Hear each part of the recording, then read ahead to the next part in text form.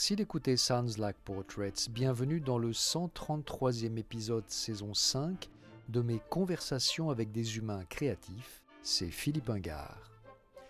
Cet épisode a été réalisé en partenariat avec Ça s'est dit à la revue, le nouveau podcast de la revue des juristes de Sciences Po Paris. N'oubliez pas de visiter soundslikeportraits.com et de vous abonner sur Apple Podcasts, Spotify, Stitcher ou Google Podcasts. Merci. Cette semaine, j'accueille Henri Leclerc, avocat pénaliste, militant humaniste et président d'honneur de la Ligue des droits de l'homme.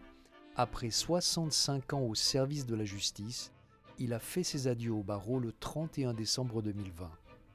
Pour lui, la défense est avant tout l'exercice d'un droit universel de l'homme. C'est sans doute ce qui explique qu'en lui cohabitent l'avocat et le militant engagés contre la guerre d'Algérie, pour l'abolition de la peine de mort ou encore pour l'amélioration des conditions de détention. Il a été de tous les grands procès du demi-siècle passé. Il a défendu Richard Roman, Michel Vaujour, Roger Knobelpies, Florence Ray, François Besse, Véronique Courgeot, Dominique de Villepin ou encore Dominique Strauss-Kahn, pour n'en citer que quelques-uns. Autant de noms, autant de procès qui ont fortement marqué l'opinion publique. Et à chaque fois, il a cherché à convaincre les juges que, quelles que soient les circonstances, aussi horribles soient-elles, l'accusé était aussi un être humain. Mais comment faire pour convaincre ? En plus du travail de construction de sa plaidoirie, Maître Leclerc aime faire référence au petit ange, le seul ange auquel il croit vraiment.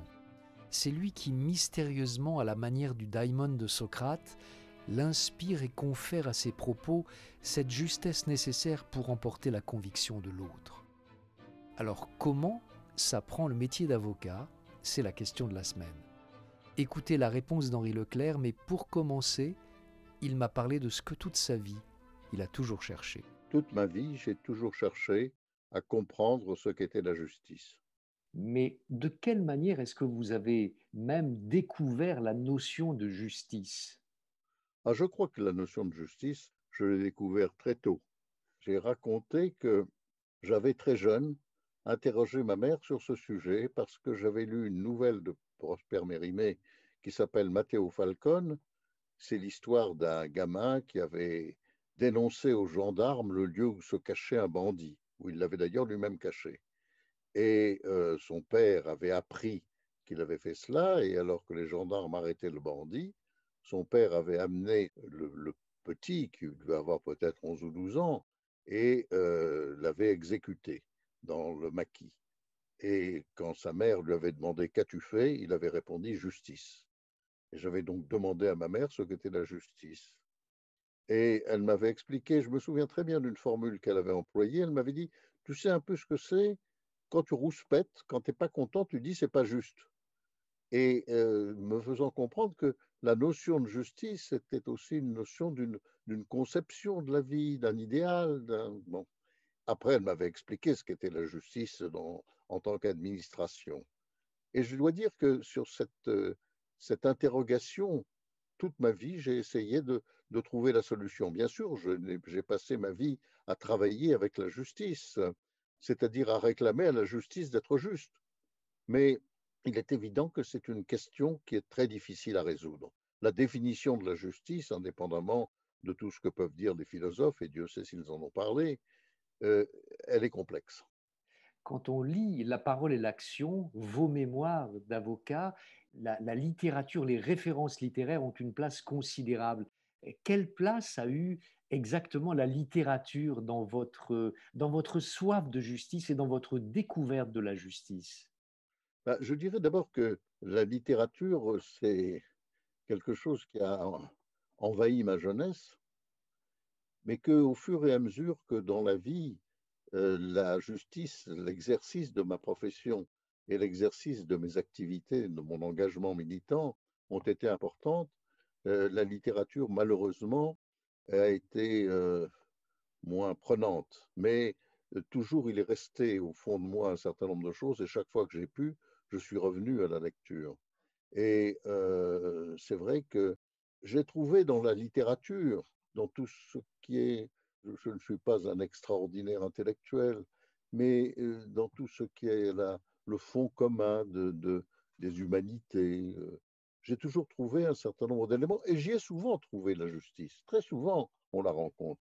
Je me souviens très bien que quand j'ai lu enfant, par exemple, Les Trois Mousquetaires, j'étais très choqué par l'exécution de Milady par le bourreau de Béthune. Et là, j'avais effectivement un souci de savoir ce qu'était la justice.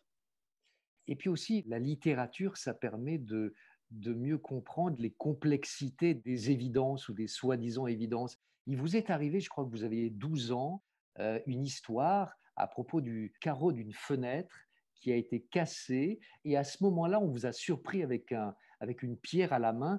Racontez-moi cette histoire. Ah ben écoutez, c'est une histoire qui a marqué mon enfance. Je l'avais oubliée un peu. Et je l'ai retrouvée en écrivant. Brusquement, elle m'est apparue très forte. J'avais, je ne sais pas moi, 12 ans peut-être. Je revenais du lycée La Canale, mais qui faisait fonction de collège aussi à l'époque.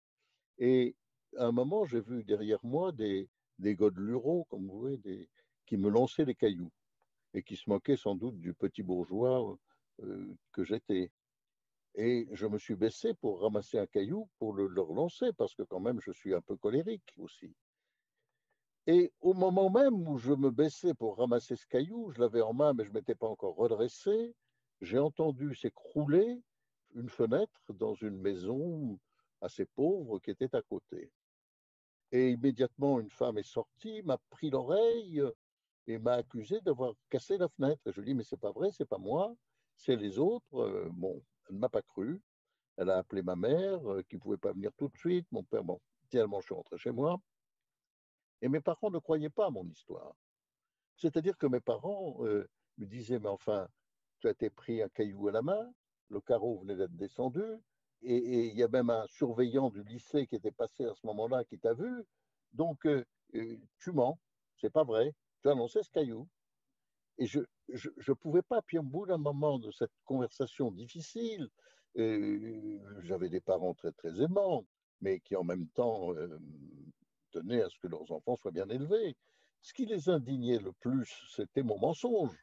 Que j'ai jeté le carreau, c'était mal. Bon, j'aurais été grondé pour cela, mais que je mente, c'était insupportable. Et je me souviens encore, ma mère a pleuré. C'était plus son petit garçon, c'était affreux. Et finalement, pour me réconcilier avec eux, j'ai avoué. Et c'est quand j'ai avoué que j'ai menti. Et ça, c'est quelque chose qui m'a beaucoup marqué dans mon enfance. Bien sûr, petit à petit, j'ai enfoui cette histoire. D'ailleurs, elle ressortait quelquefois dans les dialogues familiaux. Ma mère, mes parents, mon frère, dont on me reprochait ce moment de mensonge éhonté que j'avais fini par avouer. Mais on raillait plutôt qu'autre chose. C'est devenu une vieille histoire. Et puis, je l'avais enfoui. Et puis, je m'en suis souvenu dans ces détails. Et c'est vrai que j'ai eu là un profond sentiment d'injustice. Et le plus injuste était que pour être bien, pour être un garçon respecté, pour ne pas continuer à faire du mal à mes parents, j'ai été obligé d'avouer. Et ça, c'est très important et ça m'a marqué toute ma vie. Vous parlez de vos parents, mais dans votre parcours, il y a aussi d'autres personnes qui ont compté et des personnes qui ont compté plus que d'autres. De votre confrère Albert No, vous parlez comme d'un maître. Quel rôle joue la transmission personnelle dans l'apprentissage de la profession d'avocat? Quand je suis entré par chance chez Alberno, je savais bien, bon, j'aimais plaider, j'avais commencé, mais je savais bien que j'avais besoin d'un tuteur. On ne part pas tout seul comme ça. Et j'ai eu la chance qu'on m'envoie chez nous. Et cet homme m'a tout de suite séduit. D'abord, quand il m'a vu, j'avais 23 ans, 22 ans. Et il m'a dit bonjour mon garçon. Alors à 22 ans, ça aurait dû m'offusquer profondément. Et curieusement, je l'ai bien pris. Je l'ai bien pris, j'ai pris ça brusquement, mon angoisse, parce qu'il est évident qu'à l'enchaîneau dont j'avais lu le livre sur l'affaire Laval, qui m'avait en partie orienté vers cette profession, en allant chez lui, c'était pour moi une grande émotion. Et j'étais très tendu. Et puis ce bonjour mon garçon m'a rassénéré. Et après, je suis rentré chez lui, puis j'y ai vécu 10 ans. Pendant ces 10 ans, j'ai été faire pendant 2 ans la guerre d'Algérie, comme beaucoup de gens de cette époque, qui était en plus une guerre à laquelle je ne croyais pas, ce qui était donc un conflit de personnalité difficile. Mais il m'avait gardé la place et après, il m'a jamais donné de leçon.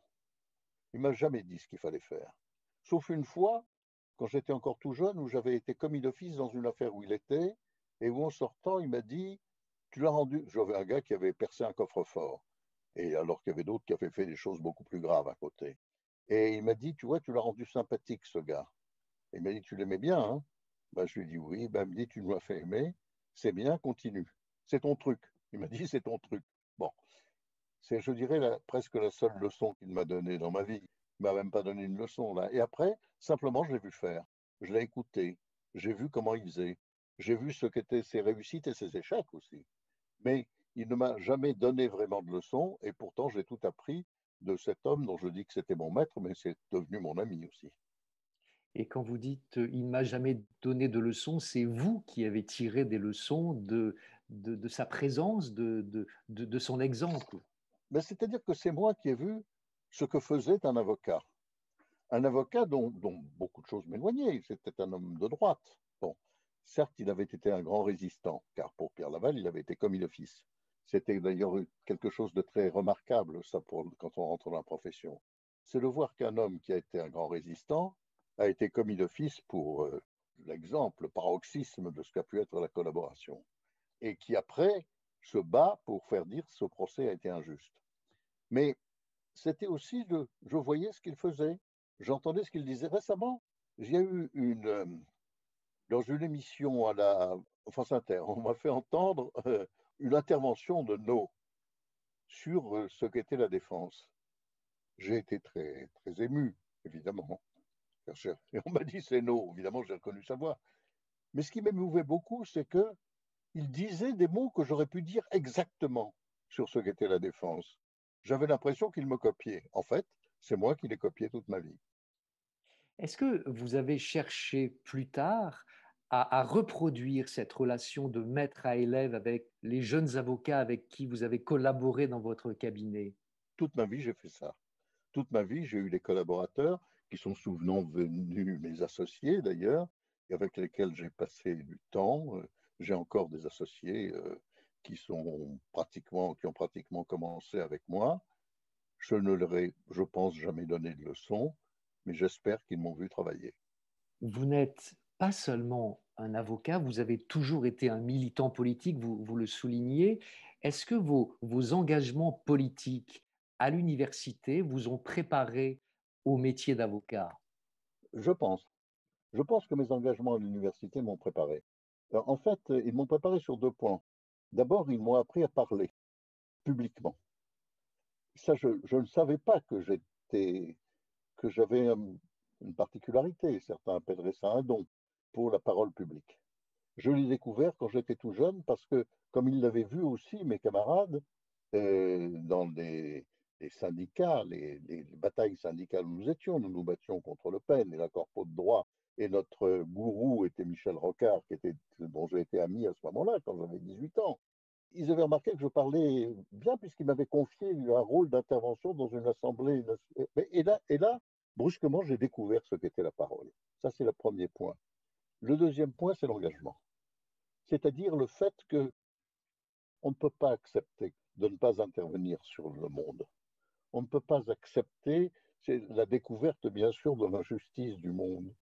Mais c'est aussi le fait qu'on veut faire quelque chose. Et qu'on sait bien que l'engagement solitaire n'existe pas. Certes, il y a les écrivains, il y a les penseurs, il y a ceux qui, dans le silence de leur cabinet, écrivent, pensent, lancent des idées fulgurantes, qu'il s'agisse de poètes ou qu'il s'agisse de philosophes, qu'il s'agisse de romanciers. Mais il y a ceux aussi qui participent à un engagement collectif. Et ça a toujours été ma vie.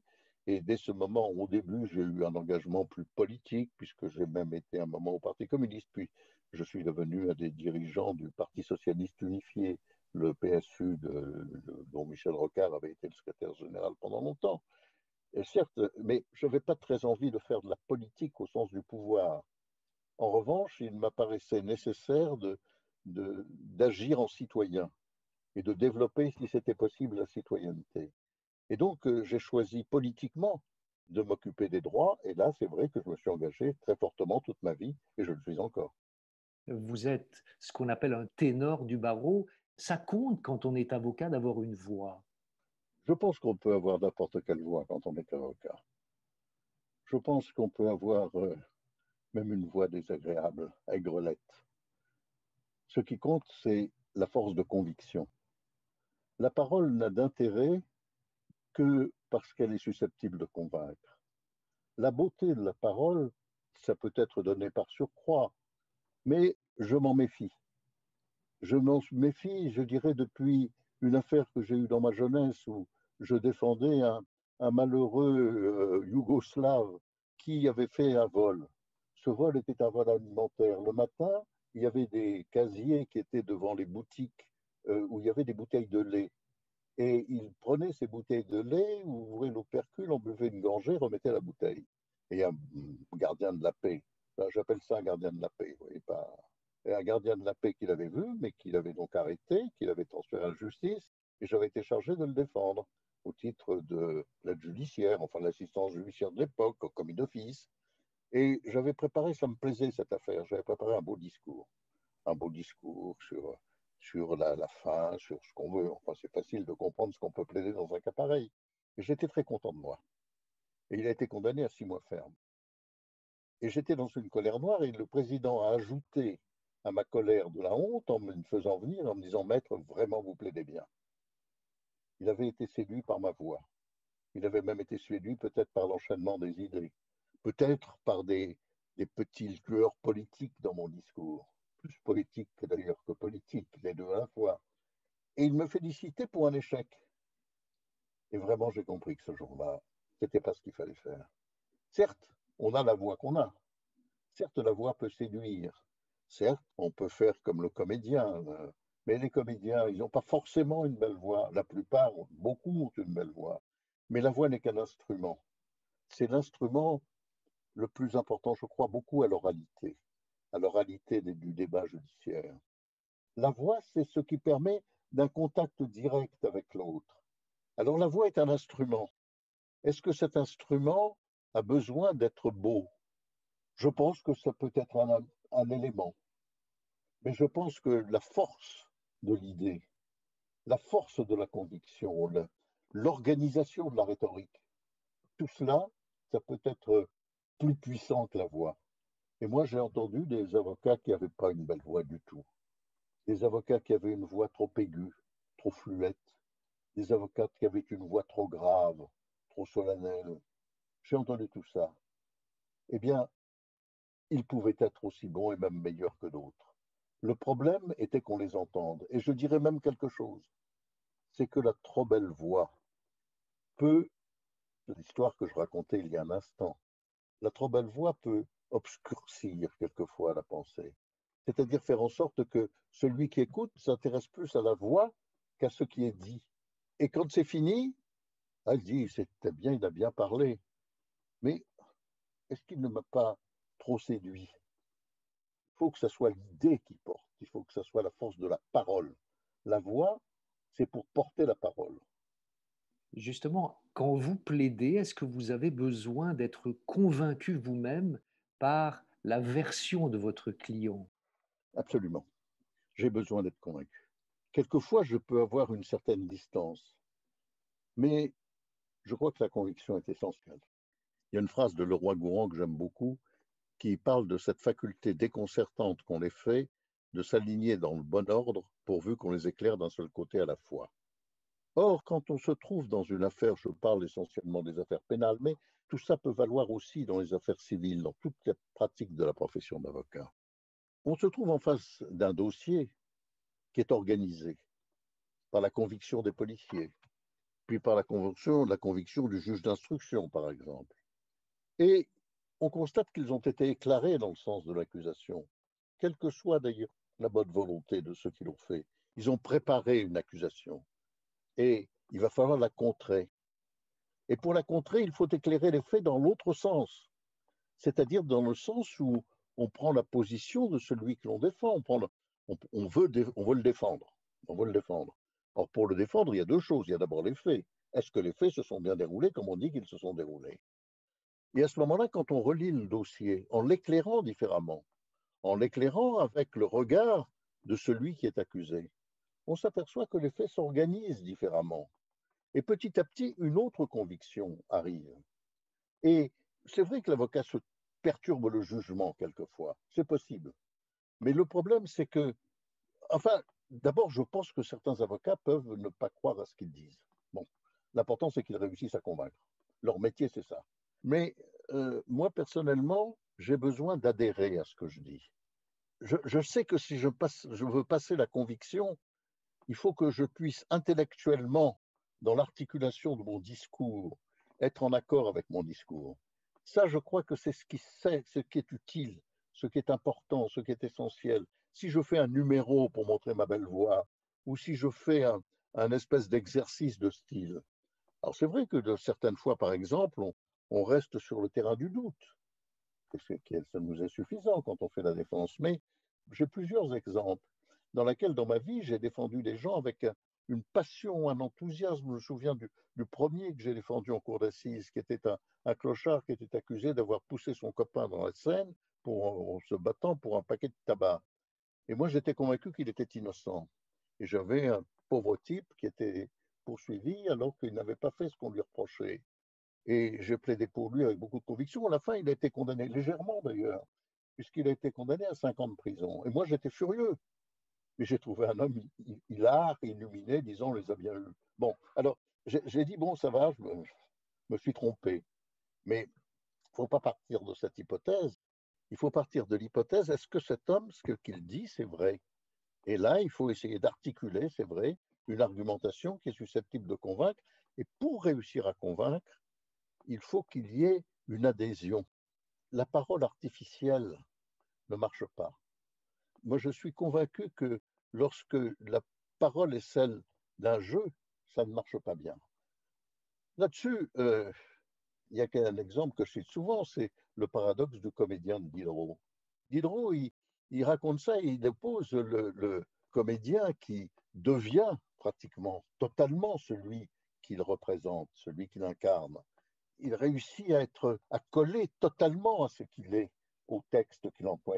Il croit à ce texte. Et puis il y a celui qui reste froid à côté et qui joue de sa voix, de son intelligence comme d'un artifice. Et Diderot préfère d'ailleurs nettement celui-là, celui qui est froid, etc. Moi, personnellement, je peux difficilement me servir de ma conviction comme d'un artifice. Il faut que je sois convaincu. Voilà. Des fois, je n'y arrive pas bien. Quand j'y arrive pas du tout, d'ailleurs, il faut quelquefois que je me retire d'une défense. En tout cas, il y a une chose dont je suis certain, c'est que les procès que j'ai gagnés, c'est parce que j'étais convaincu. Et je suis aujourd'hui encore sûr que les gens que j'ai défendus étaient innocents. Au cœur de toute votre réflexion, au cœur de toutes vos plaidoiries, vous essayez de faire sentir aux juges qu'ils partagent la même humanité que les inculpés. C'est l'essentiel. Là, je vous parlais un instant du problème de la vérité des faits. La vérité des faits, elle est essentielle. Là-bas, la présomption d'innocence, bon, bien. Mais, vous savez, sur 10 affaires d'assises complètes, il y en a 8 dans lesquelles les gens reconnaissent qu'ils sont coupables. Là, il va falloir faire quelque chose d'extraordinaire, c'est-à-dire de montrer aux gens qui vont les juger qu'ils jugent un être humain. Ils jugent quelqu'un qui, selon l'article 1er de la Déclaration universelle, qui a un esprit de fraternité qui est nécessaire entre les êtres humains. Et qu'ils ne jugent pas un ennemi, qu'ils jugent quelqu'un comme on jugerait son frère. Votre frère, il a fait une connerie, ça peut arriver. Bon. Est-ce que pour autant, vous n'avez pas envie de le défendre? Il y a quelque chose qui fait en sorte qu'il faut rappeler qu'ils vont juger quelqu'un. Ils vont peut-être être très sévères, c'est vrai. Mais que cette sévérité ne doit pas être une sévérité commandée par la haine, par l'esprit de vengeance sociale, mais par l'esprit d'une nécessité de la peine dans l'organisation judiciaire, de la justice de la peine, d'une peine qui doit être strictement et évidemment nécessaire. Bon. Et pour ça, il faut retirer cette idée que c'est un ennemi. Il faut dire, bon, c'est pas un ennemi, il a commis une faute, il faut le condamner, bien sûr, ça fait partie de la loi. Alors, vous en avez qui pensent qu'il ne faut même pas condamner du tout, mais enfin, j'essaye aussi d'être raisonnable. Donc, vous allez le condamner, il faut bien sûr le condamner. Mais en même temps, cet homme, il a ses raisons qu'il faut essayer de comprendre, que la raison doit comprendre. Il y a les causes de l'infraction, il y a les causes du fait qu'on a commis quelque chose qui est défendu. Pourquoi? Comment? Dans quelles conditions? Est-ce que pour autant ça lui retire son humanité? Et vous allez le condamner, il faut que cette condamnation soit en relation aussi avec son humanité. Voilà, si vous voulez, ce qui est un peu le ressort de ce que je plaide en général. Et vous plaidez de cette façon parce que vous êtes capable de séparer l'humain de l'acte. Vous ne réduisez pas quelqu'un à ses actes. C'est ça Je pense l'enjeu. que je pense qu'on ne peut pas totalement séparer quelqu'un de ses actes, sauf certaines circonstances. Il y a bien sûr euh, l'acte immédiat, le passage à l'acte que rien ne prévoyait, mais qu'une circonstance a amené. Il y a ça. Mais en fait, l'acte, il est lié à une personnalité, c'est vrai. Mais ce qu'on juge, ce n'est pas la personnalité. Ce qu'on juge, c'est l'acte. Et cet acte a été commis par une personnalité. Alors, on est obligé d'entrer là dans la procédure pénale, une notion qui est une notion qui est essentielle en droit pénal, mais qui a amené toutes les réflexions de ceux qui ont réfléchi au droit pénal depuis, je dirais, depuis les Grecs, mais surtout dans les conceptions du droit pénal moderne depuis le XIXe siècle. C'est la notion de faute. Qu'est-ce qu'une faute? Nous avons là une notion de faute qui n'est pas une notion religieuse, puisque c'est une notion républicaine, on en parle beaucoup en ce moment. C'est une notion républicaine, c'est-à-dire celle qui est décidée par la Déclaration des droits de l'homme, c'est-à-dire on ne peut réprimer que ce qui est défendu par la loi, et la loi défend des actes, c'est la loi, mais celui qui commet cet acte le commet dans quelles conditions et pourquoi, et ça ne lui retire pas son humanité. C'est ça qu'il faut démontrer. Et que dans ces conditions-là, la sanction, elle fait partie de son humanité. C'est la raison pour laquelle, effectivement, j'ai sur la peine une conception qui est une conception modérée. Je pense que la peine ne doit pas détruire la personnalité, que la peine doit penser, bien entendu, à ce que sera l'homme après. Ce qu'il est avant, ce qu'il est après, c'est là que se situe la faute. Qu'est-ce qu'une faute? Quelle est la notion de faute? Bon, tout cela, ça nécessite une réflexion qui peut être une réflexion approfondie, qui n'est pas constante, qui est instinctive, hein, il faut bien le voir, mais sur laquelle on peut réfléchir à certains moments. Qu'est-ce que j'ai fait dans cette histoire? Pourquoi je l'ai fait? Mais un avocat, ce qu'il pousse, ce qu'il aspire, c'est sa volonté de convaincre. C'est-à-dire dire, voilà, c'est-à-dire qu'il faut qu'il ait lui-même une certitude et qu'il faut qu'il la fasse passer aux autres. C'est ça le problème. Et là, nous avons tous les ressorts de ce qu'on peut appeler l'éloquence. C'est-à-dire que l'éloquence nécessite aussi que nous intégrions l'autre, celui auquel on parle dans son discours. Alors, ceux qui haïssent les juges, bien sûr, on peut haïr les juges, hein. Il y a des juges qui sont haïssables. Mais si Vergès, par exemple, fait la défense de rupture, c'est qu'il mène un combat, les juges faisant partie des adversaires, les juges étant devenus des juges politiques, etc. Mais en même temps, si l'on veut convaincre des juges, il ne faut pas les haïr totalement. C'est-à-dire qu'il faut d'une certaine façon avoir envie de les ramener dans son camp, eux aussi. C'est-à-dire que l'avocat, c'est quelqu'un qui ramène dans son camp celui qu'il défend, mais aussi le juge pour réussir à les mettre dans le même camp. Vous parlez de réflexion, c'est bien souvent pas le fort de l'opinion publique qui fait aussi partie du milieu émotionnel dans lequel très souvent vous avez plaidé. Et je pense au procès de Véronique Courgeot avec les bébés congelés. Là, l'opinion publique a eu une influence considérable. Elle a eu une influence considérable, mais ce qui est étonnant, c'est qu'elle a évolué. C'est-à-dire que Véronique Courgeot, c'était l'ennemi public. C'était des histoires de bébés exécutés, de mortalité des enfants, de néo-infanticide, comme on appelle ça quelquefois.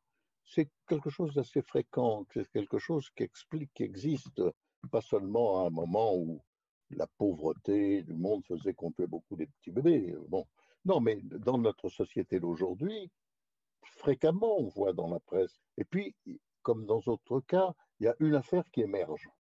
Là, c'est la notion de bébé congelé, c'est effectivement, là, il y avait quelque chose qui a frappé l'opinion publique. Et cette idée d'une mère qui tue trois de ses petits-enfants et puis en congèle les corps dans le frigo, c'était insupportable. Et tout le monde était fortement indigné d'ailleurs. Moi, avant même qu'elle ne m'ait désigné, j'étais, vous le pensez bien, fortement indigné. C'est insupportable comme idée.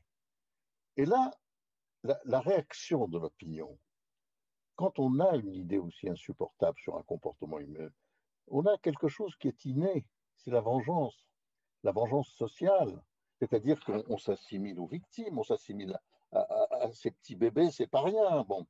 Et ça, vous avez donc une opinion publique qui est d'une violence inouïe. Alors le problème, c'est de combattre l'opinion publique. Là, il y a plusieurs moyens. Il y a l'avocat très médiatique qui fait beaucoup de déclarations. Moi, je suis un avocat plutôt silencieux. C'est-à-dire que quand j'ai une affaire, j'en parle pas. J'essaye de ne pas en parler. Souvent, on ne peut pas réussir à franchir la force médiatique.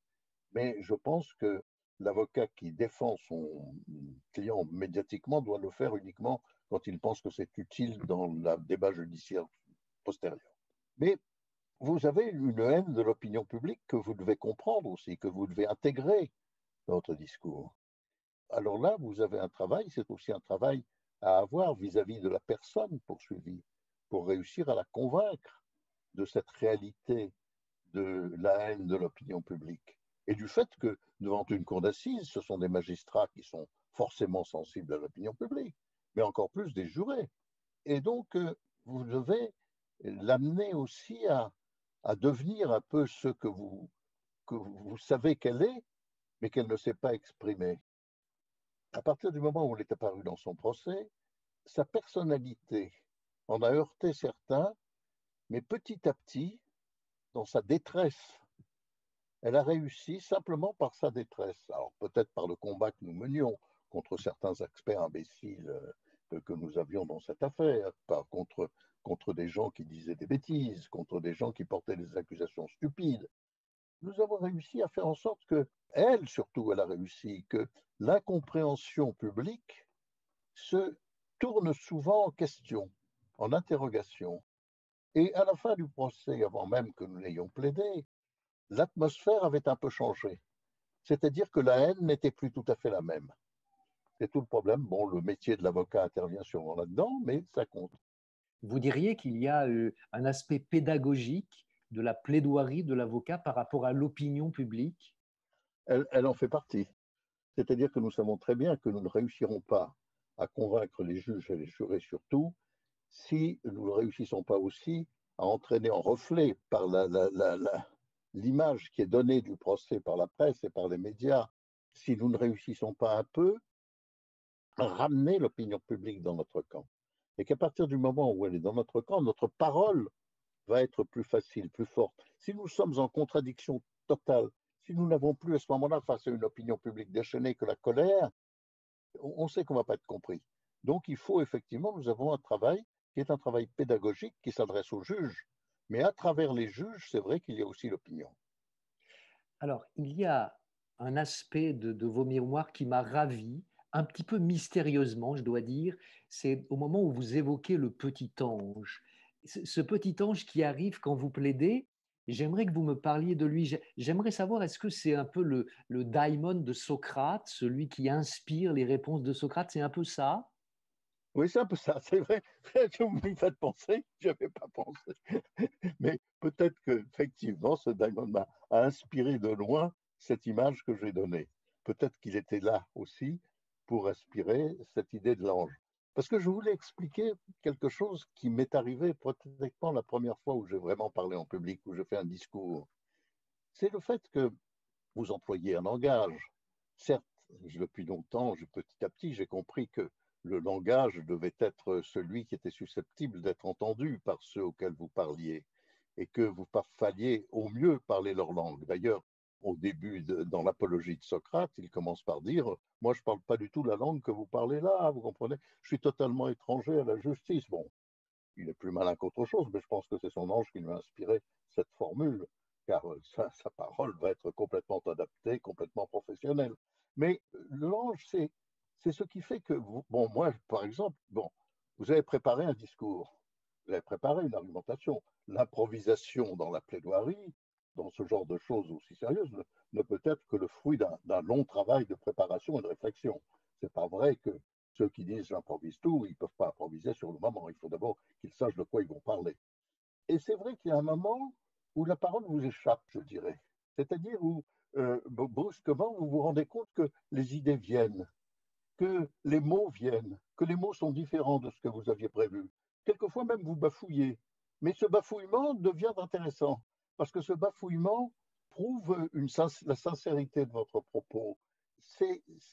Et là, je crois qu'il y a quelque chose qui n'a pas été préparé et qui vient dans le discours, qui est, je crois, ce qui est l'établissement du contact avec ceux auxquels vous parlez. Le fait où vraiment vous n'avez plus, vous pensez, vous voulez leur dire des choses. Et à ce moment-là, j'ai essayé de trouver une métaphore. J'ai trouvé la métaphore de l'ange. Bon, ben c'est ça. C'est un ange qui arrive, alors qui quelquefois m'abandonne. C'est-à-dire qu'il y a des fois où vous n'avez pas d'ange. Hein. Il y a des fois où vous êtes nul. Il y a même des fois, il arrive des choses terribles. Vous avez préparé une plaidoirie, pourtant, assez bien. Alors, il y a des fois où vous ne l'avez pas assez préparé. Ça, c'est très mauvais parce qu'en plus, vous avez la honte, c'est le remords qui vous submerge. Et là, vous bafouillez encore plus.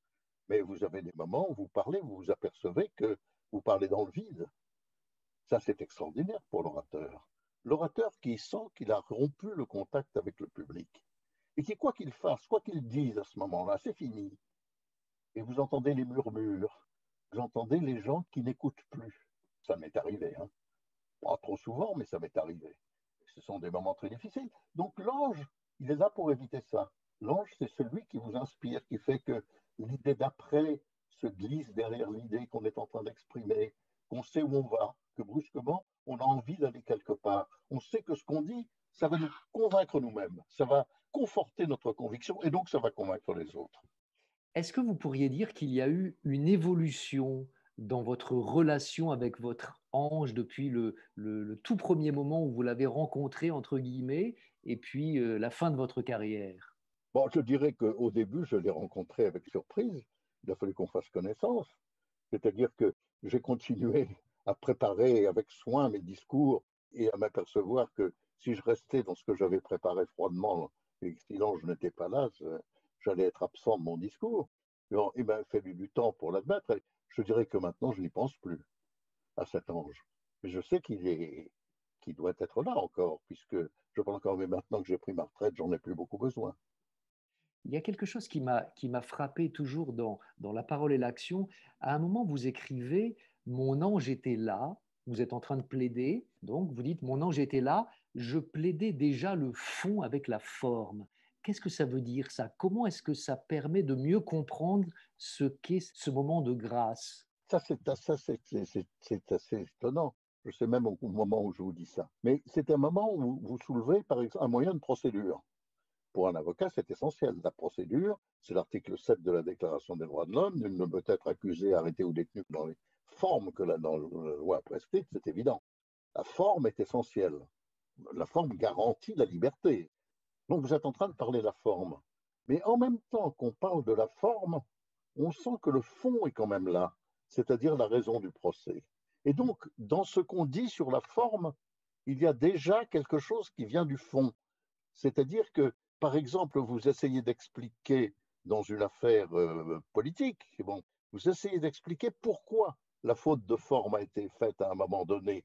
Et vous dites, c'est qu'il y a le fond qui se projette derrière. Et donc, en même temps qu'on plaide la forme, on plaide aussi le fond. Alors, je dis mon ange était là, c'est-à-dire que c'est effectivement mon ange qui m'a suggéré à un moment de faire passer déjà le fond au moment où je parlais de la forme. Qu'est-ce que serait pour vous une peine juste? Est-ce qu'il y a des peines justes? La peine, c'est la réponse qui est faite à l'acte illégal, à la faute pénale. La réponse est la peine. C'est la seule chose qu'on a trouvée jusqu'à présent. Qu'est-ce que la peine? La peine, c'est en fait une souffrance qu'on inflige. Durkheim, il disait, on dit tout le temps qu'il ne faut pas faire souffrir ceux que l'on condamne, je cite de mémoire. On ne peut pas faire souffrir ceux que l'on condamne. Mais en réalité, nous savons bien que nous souhaitons qu'ils souffrent. Quand vous défendez quelqu'un qui a commis un acte abominable, vous savez bien que la première réponse à laquelle on pense, c'est la souffrance qu'on va infliger. Et il y a des cas où, franchement, quand vous avez dans l'opinion publique, vous avez quelqu'un qui a commis, mais même moi, hein, qui a commis un acte effroyable, vous dites, mais enfin, bon sang, la première réponse qui vient à l'esprit, c'est celui de la souffrance infligée. Or, il faut bien constater que sur ce sujet, quand même, l'évolution a été importante dans l'histoire de la civilisation. Et ce qu'il y a de sûr, c'est qu'en tout cas, si on prend la période moderne, depuis la Révolution française, les choses ont changé. Ce qu'explique parfaitement Foucault, c'est dans Surveiller et punir, c'est un livre admirable. Dans Surveiller et punir, il explique très bien comment, au moment de la Révolution française, la peine qui d'un seul coup va s'imposer, qui n'existait pas avant comme peine, c'est la prison, la privation de la liberté, le premier des droits, la privation de la liberté. Donc, cette idée de la privation de la liberté comme peine est devenue essentielle. Mais en même temps, on n'a jamais pu la détacher de la souffrance. C'est-à-dire que, en dehors de la privation de la liberté, on a privé les gens de tout un tas d'autres choses. Giscard d'Estaing disait la prison ne doit être que la privation de la liberté d'aller et venir. Mais enfin, on sait bien qu'elle est autre chose. C'est la privation de la liberté tout court, des relations familiales. N'entrons pas dans le détail, j'aurais beaucoup d'exemples à donner à ce sujet. Mais c'est surtout la souffrance. C'est-à-dire cette volonté, non pas seulement de priver quelqu'un de sa liberté, mais d'abord de le priver de sa liberté, pas seulement pour, comme on le dit trop souvent, pour l'empêcher de recommencer, mais de le priver de sa liberté pour le faire souffrir. Aujourd'hui, on parle enfin beaucoup, et heureusement, mais on en parle depuis le début du XIXe siècle, des conditions scandaleuses dans lesquelles les gens sont emprisonnés. Le fait de mettre 70 000 personnes dans 60 000 places, enfin, au XXIe siècle, c'est scandaleux. Les conditions de détention à Fresnes avec des cancrelats, des rats partout, l'hygiène déplorable. Bon, mais pourtant, les gens veulent que les gens souffrent. Quand on a construit la prison de Fresnes à la fin du XIXe siècle, il y a eu une grande indignation parce que il y avait dans les prisons, ils avaient l'eau courante dans les cellules, il y avait un lavabo et des tinettes.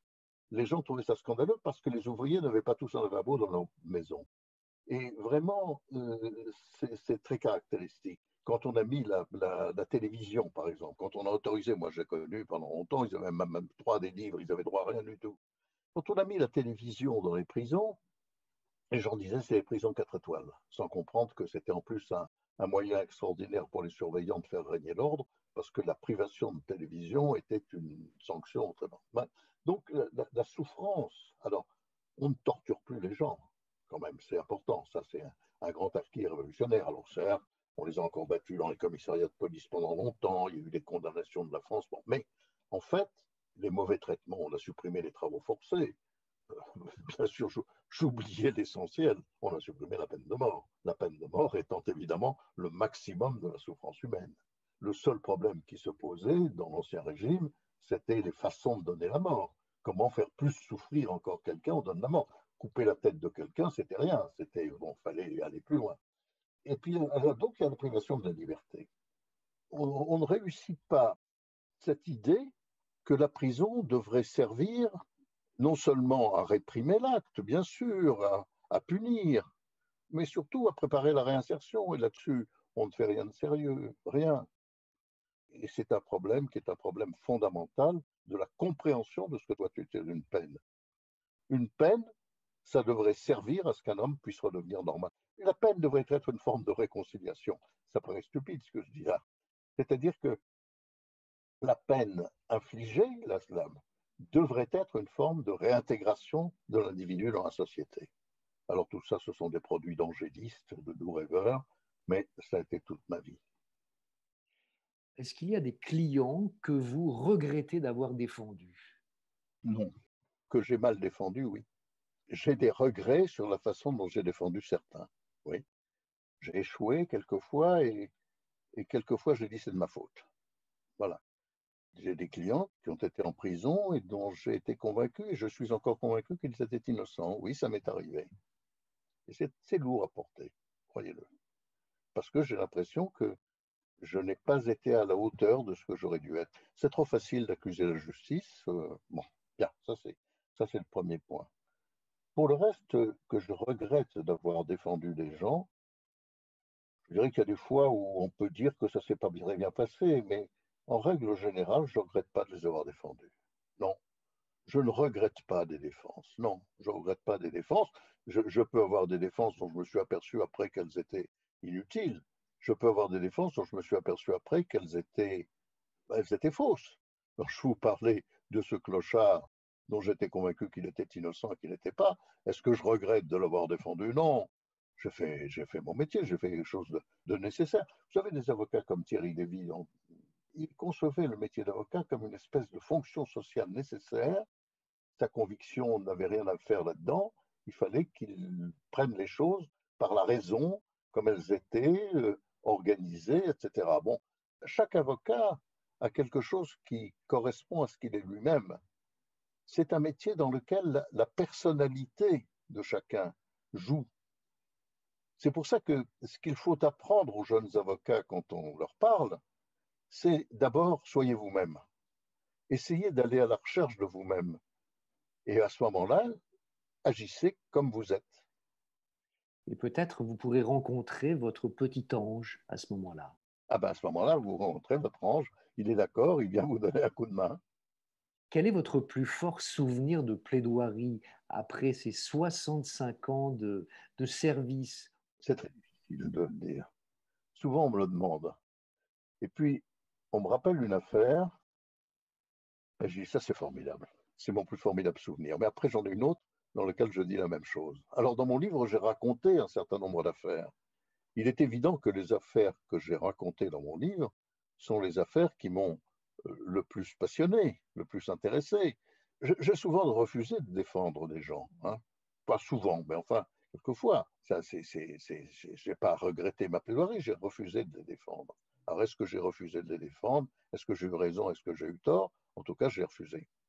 Mais dans les affaires que je raconte dans mon livre, ce sont évidemment celles sur lesquelles j'ai le meilleur souvenir pour la plupart. Certes, je raconte sans doute quelques échecs, mais je raconte celles dont j'ai le meilleur souvenir. Alors, quelle est l'affaire la plus importante? Est-ce que c'est l'affaire la plus importante médiatiquement? Est-ce que je pourrais vous citer le docteur Diallo ou Roman, Richard Roman, ou les affaires politiques que j'ai pu avoir, etc. Bon, bien sûr. Mais chaque fois que j'en prends une, je retrouve ce qu'était mon angoisse, je ne vais pas dire mon plaisir, je dirais mon adéquation avec la défense que j'ai faite. Alors la plus belle plaidoirie, c'est très difficile. Si vous me demandez effectivement, quand on me demande, chaque fois on me dit quel est votre plus grand souvenir, je raconte que c'est le jour où je me suis fait casser la gueule dans l'affaire Roman, où je défendais un type qui était accusé d'une chose horrible et qui était complètement innocent, et où le village où s'était passé le meurtre et le viol de cette petite fille m'était tombé dessus. Bon, parce que bon, c'est des choses dont on se rend un peu, c'est la gloire de la profession, mais enfin tout ça c'est un peu dérisoire.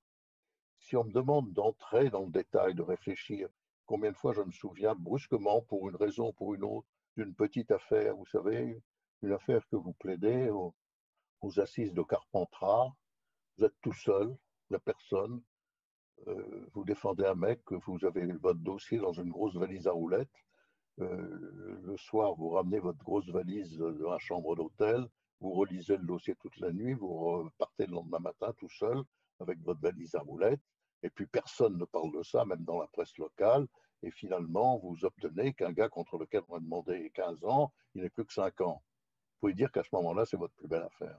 Chaque affaire peut être la plus belle.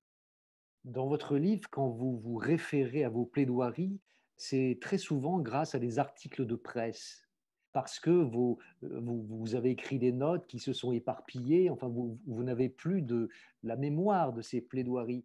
Est-ce qu'il y aurait un intérêt à enregistrer les procès et à les médiatiser?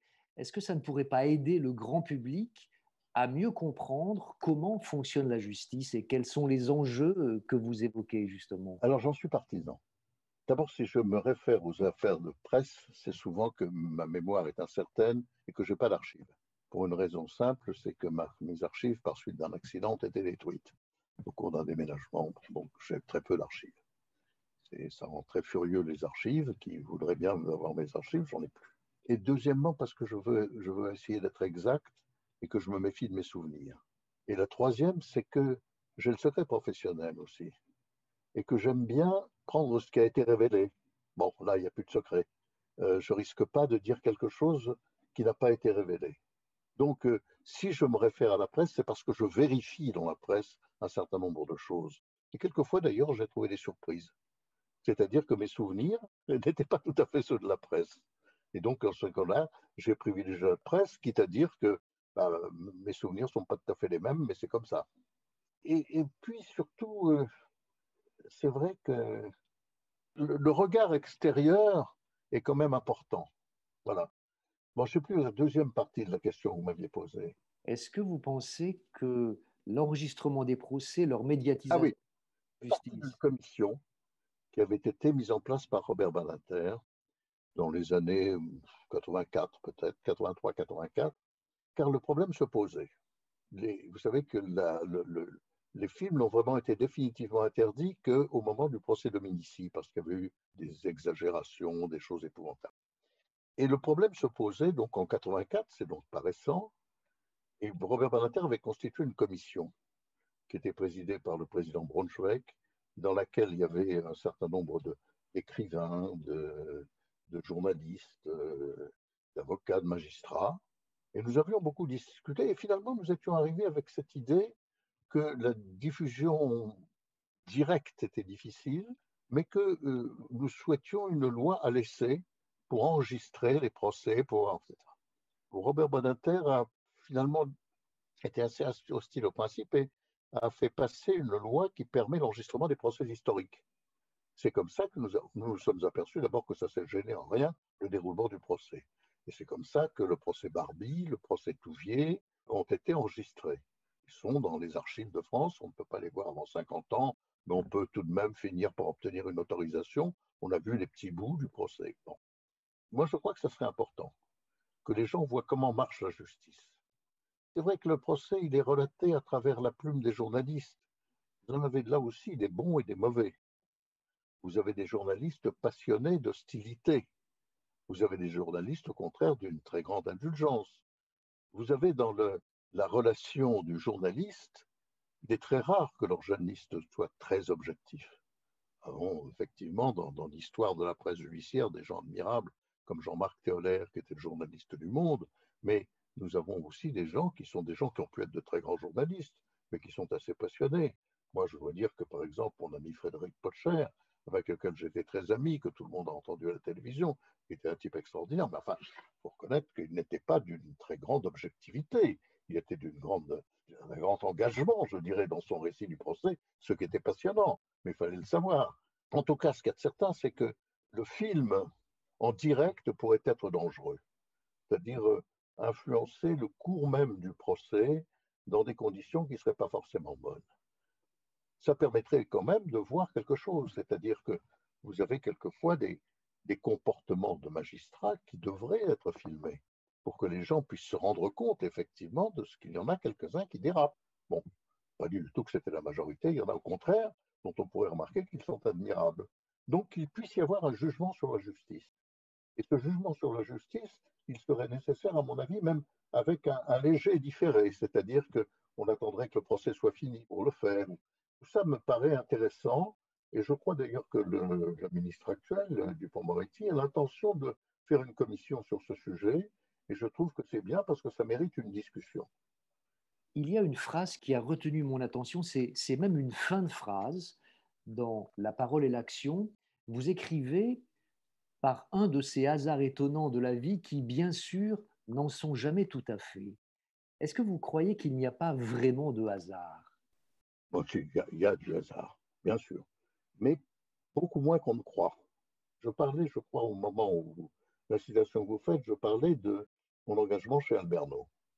Alberno avait été, dans mon enfance, dans mon adolescence, celui qui m'avait convaincu que la forme des procès était nécessaire, qui avait renforcé considérablement mon hostilité avec la peine de mort, et qui m'avait montré ce que pouvait être une justice qui n'en est plus une, qui prend des alibis et qui est en définitive un règlement de compte. Bon.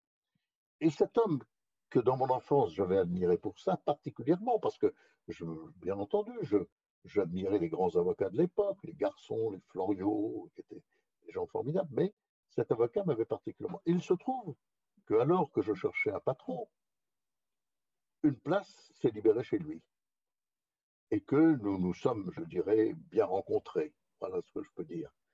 Et ça, je dirais que c'est un hasard, mais pas tout à fait non plus. Il est certain que on me proposait des patrons. Pourquoi j'ai choisi celui-là? C'est aussi parce que j'avais eu mon enfance. Pourquoi je me suis précipité chez lui?